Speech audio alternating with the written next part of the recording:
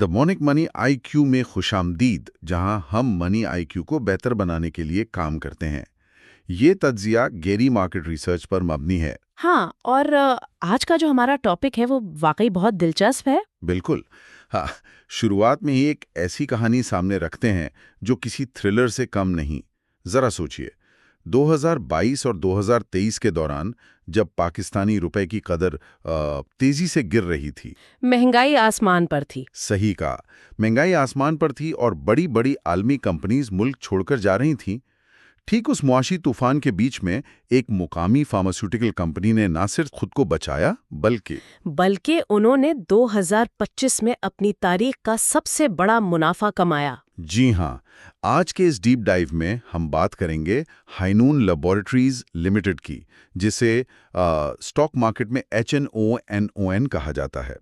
हम इस बात की तह तक जाएंगे कि आखिर इन्होंने ये मालियाती जादू कैसे किया। और देखें, ये वाकई किसी हैरत अंगेज कारनामे से कम नहीं है। मतलब फार्मास्यूटिकल सेक्टर या अद्वियात साजी की इंडस्ट्री हमेशा से इंतहाई पेचीदा और सख्त कवानीन के ताबे रही है। आमतौर पर ऐसी इंडस्ट्रीज में जब आलमी बहरान आता है तो कंपनियों का बचा रहना ही बड़ी बात होती है, मुनाफा तो बहुत दूर की बात है। अगर हम हाइनून की बुनियाद पर गौर करें तो ये 1984 में एक प्राइवेट कंपनी के तौर पर शुरू हुई थी। अच्छा, 1984 में? हाँ, और फिर 1995 में इसे पब्लिक कर दिया गया। पब्लिक होने का मतलब ये है कि इसकी मिल्कियत में आम सरमायाकारों को भी हिस्सा लेने का मौका मिल गया। हाँ, यहाँ पर इनके शेयर्स की तकसीम का जो हिसाब किताब है ना, वो बहुत कुछ वाज़ह कर देता है। हमारी रिसर्च के मुताबिक इस वक्त कंपनी के पास तकरीबन 55,558 यानी 5558 शेयर होल्डर्स हैं। सही। लेकिन इसमें सबसे काबिल गौर बात यह है कि कंपनी के बुनियादी लोगों यानी डायरेक्टर्स और उनके खानदान के पास इन शेयर्स का तकरीबन 33.6% हिस्सा मौजूद है, जो कि एक बहुत बड़ी परसेंटेज है। बिल्कुल, जबकि आम आवाम या सरमायाकारों के पास 29.2% हिस्सा है। जो 33% वाली बात आपने की, फाइनेंस की दुनिया में इसी को स्किन इन द गेम कहा जाता है।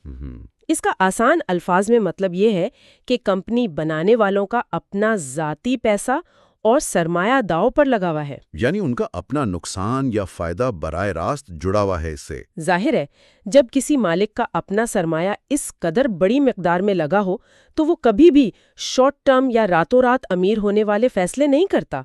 वो ऐसी पॉलिसी नहीं बनाएगा जिससे आज तो मुनाफा मिल जाए लेकिन कल को कंपनी तबाह हो जाए। उनकी अपनी जाती दौलत और मुस्तकबिल कंपनी की लंबी मुद्दत की कामयाबी से जुड़ा होता है।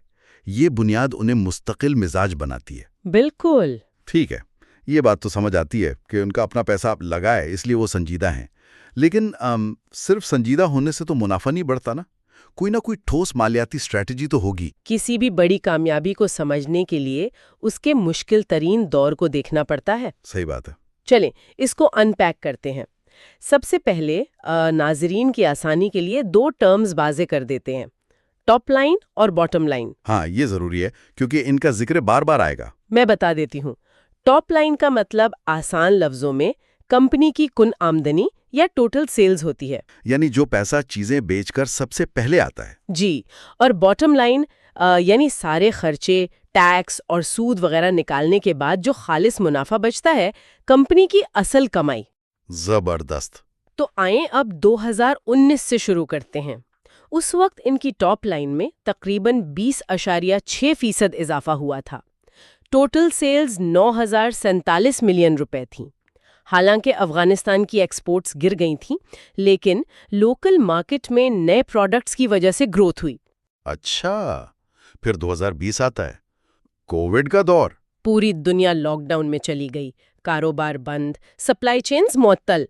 लेकिन हैरत अंगेज तौर पर 2020 में इनकी टॉप लाइन गिरने के बजाय मजीद 18.2% बढ़कर 10,697 मिलियन रुपए हो गई। ये बिल्कुल ऐसा है कि समंदर में अचानक तूफान आ जाए, लेकिन आपकी कश्ती के बादबान बिल्कुल सही सिमत में खुल जाए।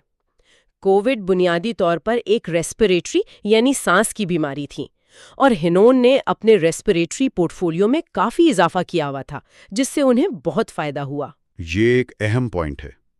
انہوں نے مارکیٹ کی ضرورت کو وقت پر سمجھا۔ لیکن لاگت کا کیا؟ 2020 میں خرچے بھی تو بڑے تھے نا؟ بالکل بڑے تھے، لیکن یہاں ایکسپرٹ تجزیہ کیا کہتا ہے؟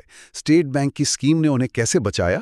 اصل میں اسٹیٹ بینک آف پاکستان نے اس وقت ایک ری فائنانس اسکیم متعارف کروائی تھی تاکہ کمپنیز اپنے ملازمین کی تنخواہیں لے سکیں اور لوگ بے روزگار نہ ہوں۔ ہائی نون نے سستی اسکیم کا فائدہ اٹھایا، تنخواہوں کا بندوبست وہاں سے کیا اور اپنا کیش فلو بچا لیا۔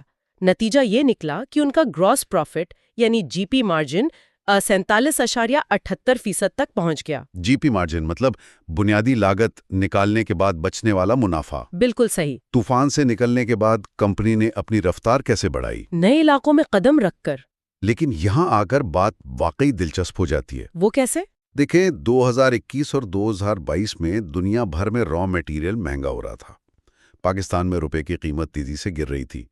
جب ایسی حالات ہوں تو کمپنی نے اپنا منافع کیسے بڑھایا؟ یہ تو حساب کے بالکل خلاف لگتا ہے۔ بظاہر تو ایسا ہی لگتا ہے، لیکن یہاں ان کی عالمی پہنچ نے ان کا ساتھ دیا۔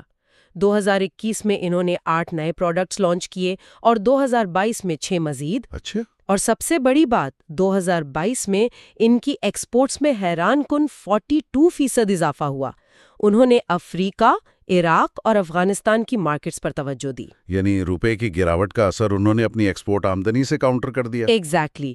رشیا یوکرین جنگ اور روپے کی گراوٹ کے باوجود ان کی ایفیکٹو کاسٹ پلاننگ اتنی بہترین تھی کہ 2022 میں ان کا جی پی مارجن اپنی تاریخ کی بلند ترین سطح پر پہنچ گیا۔ کتنا؟ 50.77%۔ یہ تو واقعی کسی جادو سے کم نہیں۔ مہنگے ڈالر سے لگنے والے زخم پر انہوں نے ڈالر کی آمدنی سے ہی مرہم رکھ دیا۔ جو باقی کمپنیز رو رہی تھیں کہ را مٹیریل مہنگا ہو گیا ہے، انہوں نے اس مہنگے ڈالر کو ہی اپنی آمدنی کا ذریعہ بنا لیا۔ صحیح بات ہے، لیکن یہ کہانی صرف کامیابیوں کی نہیں ہے۔ ہر کامیاب سفر میں رکاوٹیں آتی ہیں، اور 2022 کے آخر میں ایک بڑا مالیاتی جھٹکا لگا۔ Super tax. جی ہاں، حکومت کی طرف سے لگایا جانے والا سپر ٹیکس 2022 میں ان کا نیٹ پروفٹ 2417 ملین روپے رہا ضرور، لیکن اس سپر ٹیکس اور بڑھتے ہوئے فائنانس کاسٹ یعنی سود کے خرچے نے تھوڑی رکاوٹ ڈال دی تھی۔ اور یہی رکاوٹ 2023 میں ایک بڑے ٹھوکر میں بدل گئی۔ 2023 ہنون کے لیے ایسی ہی ایک رکاوٹ تھا جس نے اگلے 2 سالوں کی بے مثال کامیابی کا راستہ ہموار کیا۔ 2023 کی مشکلات واقعی بڑی تھیں۔ ان کی سیلز تو 22.8% بڑھیں، لیکن جی پی مارجن گر کر 47.64% رہ گیا۔ بچا وہی بھاری ایکسچینج لاس اور فائنانس کاسٹ میں اضافہ تھا۔ بالکل، ان کا فائنانس کاسٹ یعنی ادھار پر جو سود دینا پڑتا ہے، اس میں 150.87% کا خطرناک اضافہ ہوا۔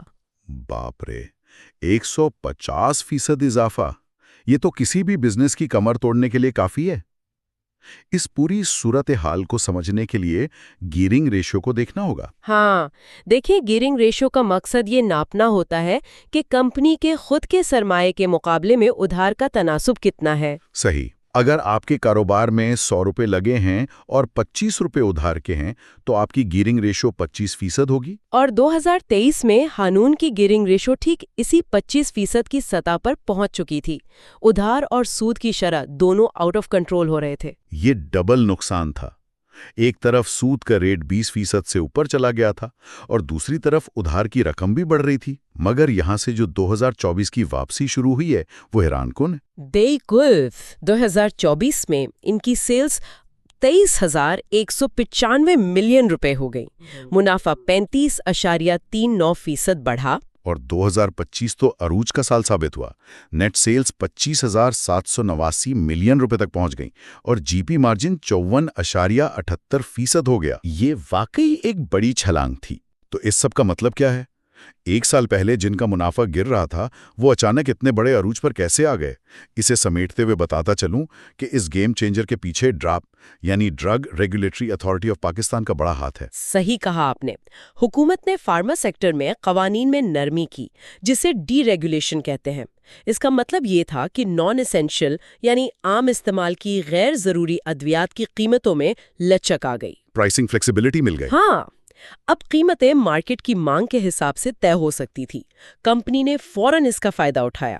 لیکن میری ایک الجھن ہے، اگر آمدنی بڑھ بھی گئی تو بینکوں کا ادھار اور 150% بڑھا ہوا فائنانس کاسٹ تو وہی تھا نا؟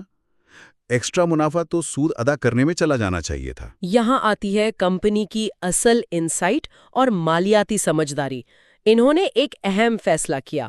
انہوں نے قیمتوں میں اضافے سے آنے والے ایکسٹرا کیش کو اپنی جیب میں رکھنے کے بجائے سیدھا اپنے شارٹ ٹرم قرضے اتارنے میں لگا دیا۔ مطلب پوری طرح اتار دیے؟ جی ہاں، انہوں نے شارٹ ٹرم قرضے مکمل زیرو کر دیے، جس کا سیدھا اثر یہ ہوا کہ 2025 میں ان کی فائنانس کاسٹ 69.15% تک گر گئی۔ کمال ہے، جب آپ کو بینک کو سود ہی نہیں دینا تو وہ سارا پیسہ آپ کے خالص منافع یعنی باٹم لائن میں شامل ہو گیا۔ اور اسی وجہ سے ان کا EPS یعنی ارننگ پر شیئر جو پہلے بہت کم تھا، وہ جمپ لگا کر 77.75 تک پہنچ گیا۔ 77.75۔ ادھار کا بوجھ اتارنے اور ریکارڈ منافع کمانے کے بعد اب آگے کیا؟ جب اکاؤنٹ میں پیسہ ہو اور سر پر قرض نہ ہو تو نئی توسیع یا ایکسپینشن کا راستہ کھلتا ہے۔ بالکل، اور اس حوالے سے 2 فروری 2025 کو مارکیٹ میں ایک بڑی خبر آئی۔ کمپنی نے پاکستان اسٹاک ایکسچینج پر ایک نئی کمپنی خریدنے یعنی ایکوزیشن کا اعلان کیا۔ اچھا، ایکوزیشن یعنی بجائے اس کے کہ نئے علاقے میں جا کر شروع سے سیٹ اپ بنائے، کسی موجودہ کمپنی کو ہی خرید لیا جائے۔ صحیح سمجھیں آپ، اس سے ان کی پروڈکٹس اور جغرافیکل فٹ پرنٹ یعنی علاقۂ پہنچ میں مزید اضافہ ہوگا۔ فارما سیکٹر میں جو ڈرگ پرائسز کی ڈی ریگولیشن ہوئی ہے، اس کا پازیٹیو اثر انہیں اس نئی توسیع میں مزید مدد دے گا۔ دیکھنے والوں کے لیے اس پوری کہانی کی اہمیت کیا ہے؟ یہ تجزیہ یہ سکھاتا ہے کہ بدلتے ہوئے معاشی حالات میں لچیلی قیمتوں کا تعین، خرچوں پر قابو اور وقت پر قرض اتارنا کسی بھی کاروبار کو کیسے بچا سکتا ہے۔ بالکل، مصیبت کے وقت حکومتی اسکیمز کا بروقت استعمال اور پھر موقع ملتے ہی قرض کو فارغ کر دینا کامیاب بزنس کی نشانی ہے۔ زبردست۔